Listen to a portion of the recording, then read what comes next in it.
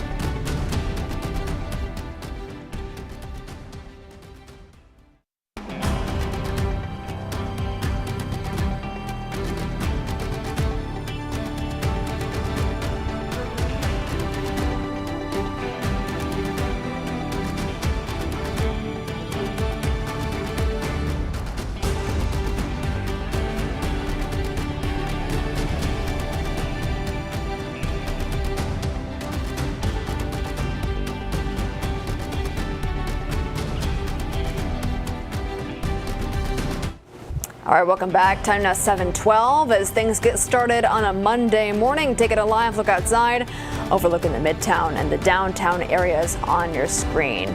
Back here at the Weather Center, we'll take a closer look at rain chances and how we're kind of looking as far as where we stand right now in the summer season. Yeah, we're going to start to see some of these rain chances add up a little bit more. July was well above average for total rainfall, and August looks like it's going to start off that way as well. So a bit risky to get that car washed.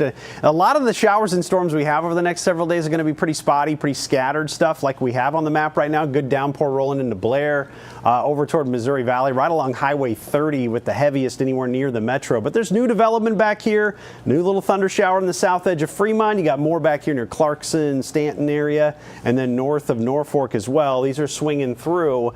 Again, nothing severe, but with this, you're going to have some downpours to watch for.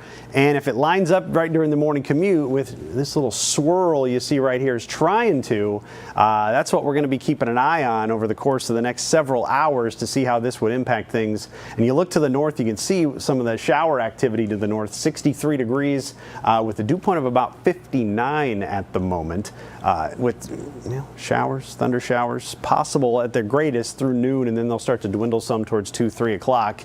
So yeah, I think there's potential all the way through 3. Will it be steady, soaking rain that entire time? Absolutely not, but I just don't think this system's going to go away very easily. We're hanging right on the edge of pleasant and muggy when we're talking about the dew points, and this little system's likely going to keep a little moisture in the air today.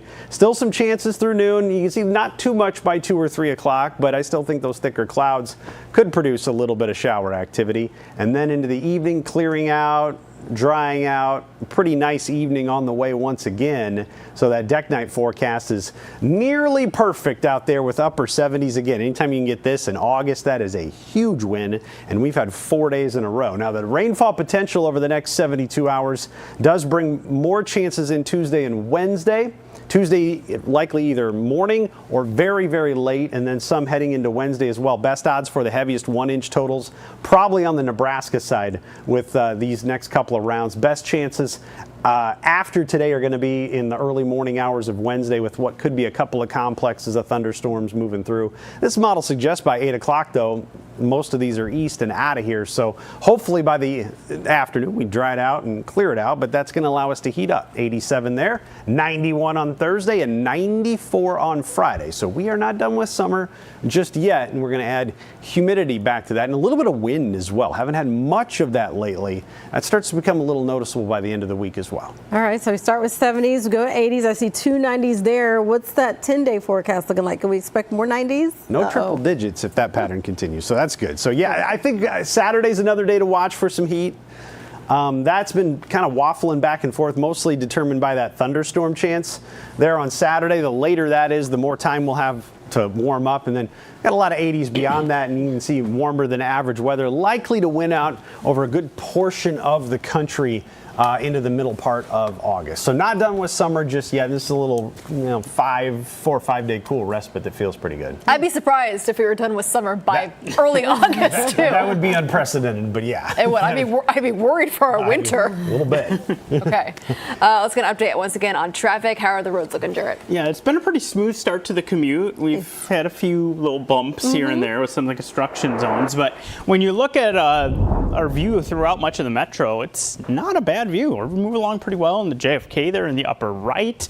You've got Dodge on some of our bottom views there looking pretty good. So no big hiccups that are showing up there. Now, as we start to head out more, you're going to be encountering some construction zones. I want to first alert you to some of these too. Some new closures starting downtown right near CHI Health Center. Today these start 10th between Capitol and Cass. Just off to the west of 10th, you've got westbound Capitol with a short stretch that's closed as well. These last for 3 weeks, so you'll need to work your way around those.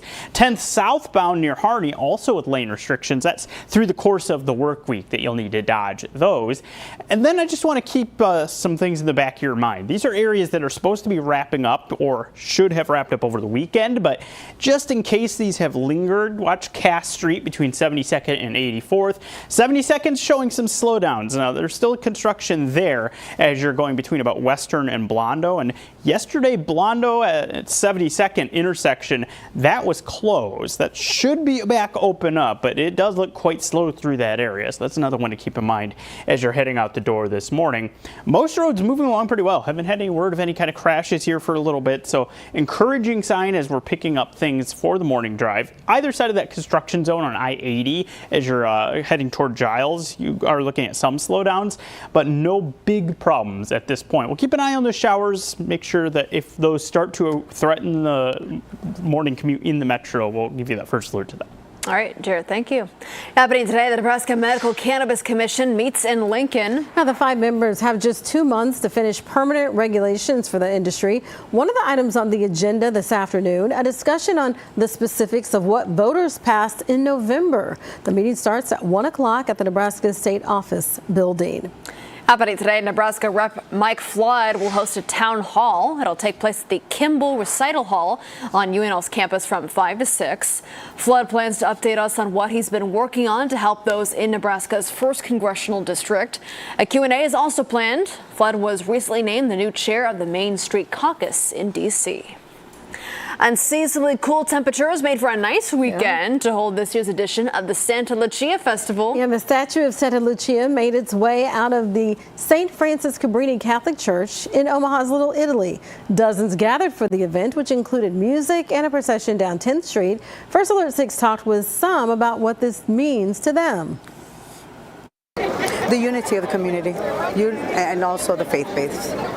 I'm feeling good and I see a nice come out. So I think it turned out pretty well and I like it. And I'll be coming back year after year. So I believe her. This year's event marked 101 years of the festival. That looks fun. Coming up, an Iowa veteran reaches a milestone not many people do. Now, how he's celebrating when First Alert 6 streaming returns.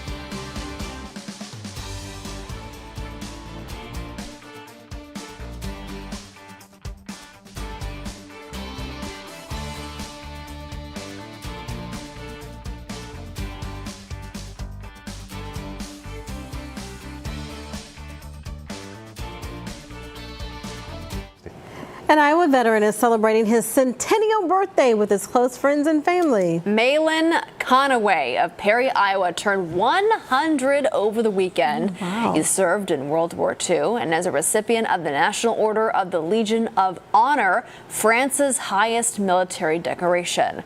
Conaway says being in the war taught him the world doesn't revolve around him and to always try to be a good person. He says also age is just a number. I am fortunate. I am so blessed that I have health and I am able to do things that a lot of people can't do. After his time serving, Conway was a truck driver for 36 years. That's amazing. He Yeah. looks so good too. Big accomplishment. Left too. Yeah, I know. Well, this morning, a new Miss Omaha has been named, and it is a familiar face here. Yes, it's our very own Maria Kay. Check this out. So according to the group's, doesn't she look great? According to the group's Great dress. website, Maria's talent was classic vocal performance. We've heard her, Aaron. She's amazing Very singing. good singer. Her community service initiative was called Filter the Facts, Thinking Critically About Media. That makes sense. 3 other title holders were also named. So Chelsea Arnold was named Miss Douglas County. Emma Claire Fritz is Miss Omaha's teen, and Ella Catherine Anderson is Miss Douglas County's teen.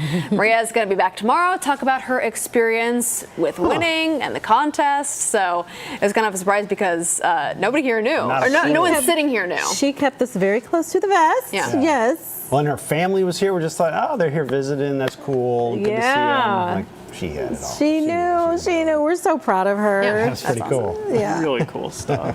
All right, well, we can't wait to hear about it and get maybe some behind the scene, like what goes on behind the scenes. She's going to give us the Sure. tea. I didn't even know she was interested Yeah. in stuff like that. But here's the thing, she could go on to become Miss Nebraska, or if she wins that, I mean, this just keeps going. Yeah. She could, if anybody could do it, it's Maria Kay, and All she right. could do it. So we'll see. She made sure to emphasize she's still going to be with us that Yeah, she's whole not going time anywhere. too. She's not going anywhere. All right, everybody, thank you so much for joining us. We're going to get ready for our update in the Today Show. You can watch it here on streaming or over the air. Have a great start to your Monday.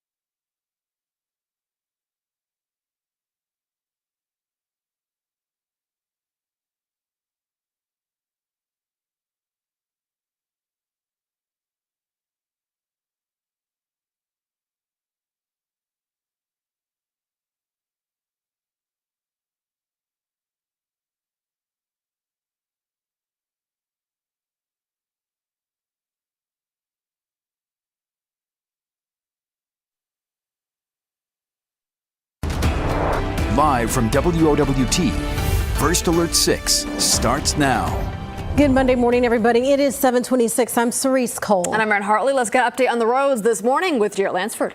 And we've got a few sluggish spots where we're seeing some construction affect things, and that includes 72nd as you're going about Western to Blondo. This is scheduled to be the last day of work that's happening in that area, but you can see it is quite slow as you head through there. Also, yesterday we had the intersection of 72nd and Blondo completely closed. That was supposed to be reopened this morning, but watch for that being a possibility of something that you run into as you head out the door. Mostly, though, it's been a pretty smooth commute. We haven't had had too many issues that have popped up at this point. We'll keep an eye out for that. And First Alert if that does start to change, including if showers start to affect things. Rusty. Bingo. A little rain can make it a little wild card here as we go into the next hour or two. Most of that's still north of the metro, but sagging south with scattered showers, some rumbles of thunder, some lightning, some thunder up near the Blair area. Going to run along Highway 30 over towards Missouri Valley. But again, right now, just a little shower activity sneaking into western Douglas County. There's plenty more upstream here that'll be dropping southeast. So we'll be watching this closely. I think we're going to have scattered showers or even thunderstorms now anytime through about 3 o'clock this afternoon, with storm chances trying to stay rather persistent. It's never going to be steady rain, but there's always going to be something on the map trying to move through. So it could be a little on again, off again for you, helping to keep us a little cooler. I think today upper 70s, the best we're going to be able to do later on in the afternoon. Aaron? An update to some breaking news we have been following closely this morning. Police say 1 of 3 people hurt after an overnight shooting has now died. This happened around midnight near 24th and Patrick. Police do not have any information about a potential suspect. The man killed was just 22 years old. They say there was a large crowd and they need witnesses now to come forward. It is 7:28. We're back with another update for you in about 25 minutes. We'll see you then.